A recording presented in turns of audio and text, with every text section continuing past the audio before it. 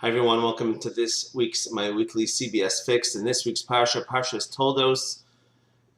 Isaac, our forefather, wants to give a blessing to Eisav, and Rivka, Isaac's wife, quickly sneaks in Jacob. He should take the blessings instead.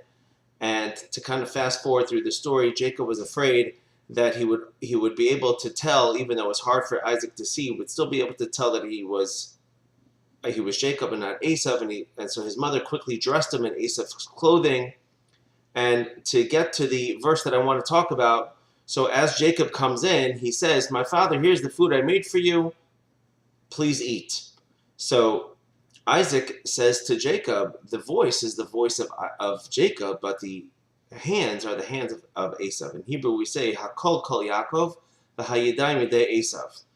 And this statement wasn't just a statement that was stated for right then and there, but rather it was actually a very prophetic statement that was going to summarize our relationship with Eisav. Eisav is whoever our enemies may be, and Isaac was stating that they could be diametrically opposed, but at the same time they could be in our hands. And I just wanted to tell you three quick possible understandings of this to squeeze it into a 3 to 4 minute window. I won't do it much justice, but nevertheless, let's try to do it. So now, again, the verse states that the voice is the voice of Jacob, but the hands are the hands of Eisav. Now, Jacob's voice was always the voice of learning Torah, praying, and Eisav's hands he was out always busy killing, and the sword, like Isaac later gave him a blessing, he should live by the sword. And so the first message that Isaac was telling Jacob is that as long as there's a voice, as long as there's the voice of Jacob, meaning as long as Jacob or the Jewish people will pray, and as long as the Jewish people their voices fill up the Torah study halls with their voices of Torah, so then we can keep the hands of Eisav at bay. We can keep the hands of our enemies at bay. We don't have any anti-Semitism, but we have to do what we have to do in our spiritual realm to keep our enemies at bay. Otherwise, then it'll be the Yadayim Yedei Eisav, then it'll be the hands of Eisav that will come, and our enemies will actually be able to triumph.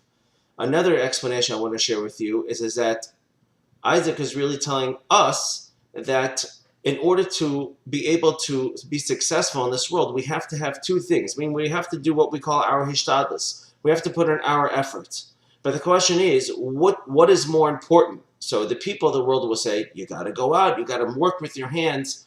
And the message that we want to give over is that no, before you go out, of course going out, you got to do that, but what's actually more important is you got to pray first. You got to have the kol Yaakov. You got to do first what it is that Yaakov lives by and what Yaakov stands by. Yaakov, again, is the Jewish people. And before you go out to work, before you want success, you first have to ask Hashem for assistance.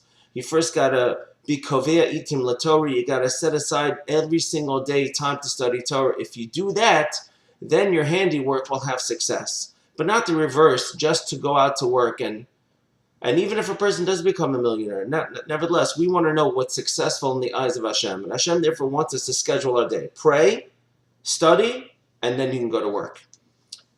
A third idea that I want to share with you is that it's really a third grade understanding for us to think that Eisav was such a bad guy. You needed the magnifying glass of our sages to tell you that Eisav was a really bad person.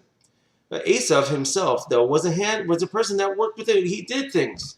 And so therefore the message was that Jacob, he has his strength. He can go learn, he can sit and study Torah for many hours, and he can pray fervently. And then there's other people that can take to action. They can help out. They can run charity organizations. They can run different functions. And they could go help if somebody's life is in danger. They can be there to go assist and bring them to the hospital and save lives. So if we have a balance of everything together, so that can also lead to much peace and harmony amongst ourselves. Everybody's got their job. Hashem gave certain qualities to everybody. If we tap into all those qualities, we can also serve Hashem. Some people have it through the voice. Some people have it through their hands. Either way, you should all find your right way to serve Hashem. Hopefully, we can try to tap into all three of these and keep all three explanations in mind and allowing us to serve Hashem. Thank you for listening. Have a great Shabbos.